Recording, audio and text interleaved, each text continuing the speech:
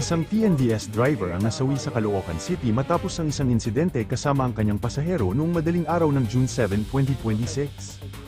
Kinilala ang biktima na si Eric Robert Songko, 37 anyos.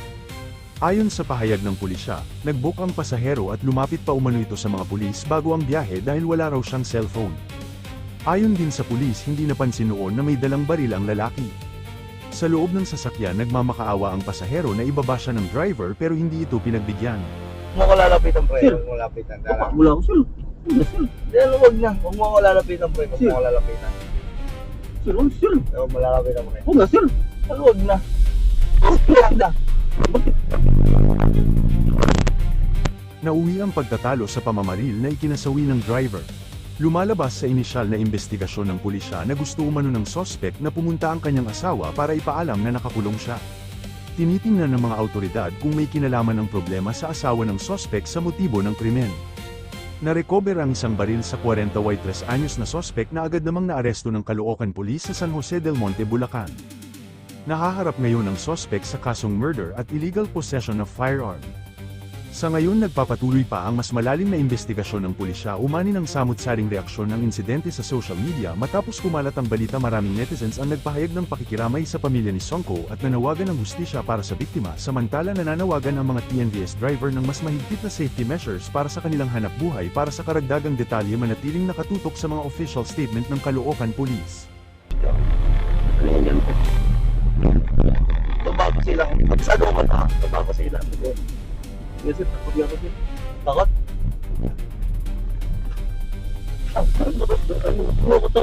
Hindi, okay lang. Kapit kita sa inyo, huwag ka lang lumapit sa akin. Hindi, sir. Sir, hindi ako tawa. Diyan ka lang sa general, diyan ka lang. Ano na ako, sir? Baba niyo na ako, sir. Di alam kita doon sa inyo. Yes, sir. Sir. Kapit kita sa inyo. Sir.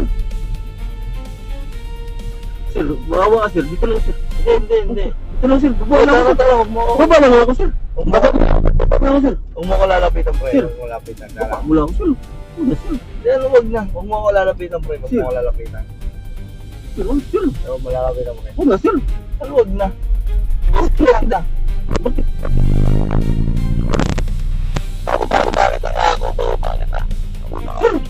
O ba na? Sir, huwag na, sir. Ano wag? Buksan mo lang, sir. Huwag, sir. Sir, sir. Kaibigan na, sir. Huwag mo ko lalapitan, pre. Huwag mo ko lalapitan. Barilin mo ako, sir. Barilin kita, agad. Police station, ma'am. TNVS. Para malaman ng asawa ko, ma'am, nakulong ako. Ah, gano'n? Kaya mo rin? Hindi, ma'am. Ano? Isuyo ako, ma'am, na papuntahin sa jail yung sa police station yung misis ko, ma'am. May gusto ka bang sabihin ko sa pamilya nung biktima na Ma'am, sa ano na lang, ma'am, sa hearing na lang, ma'am.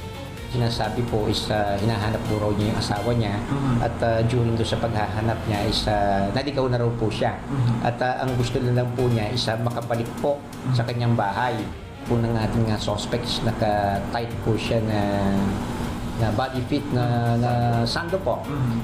He's wearing denim tokong pants po at doon po makikita niyo po hindi po visible po, no?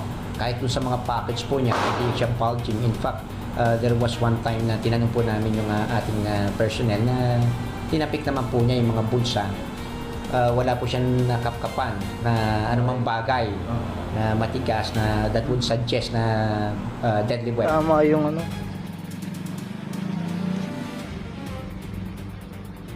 Basag yung may tama ng baril.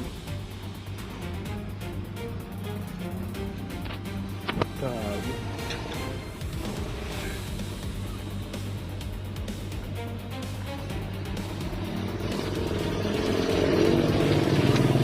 Ito? Mabuting ama rin po yun. Mabuting tito na po ngayon. Nagkaroon siya ng babaeng anak.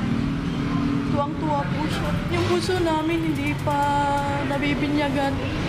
Sana pala ngayong September, kasabay sa birthday niya.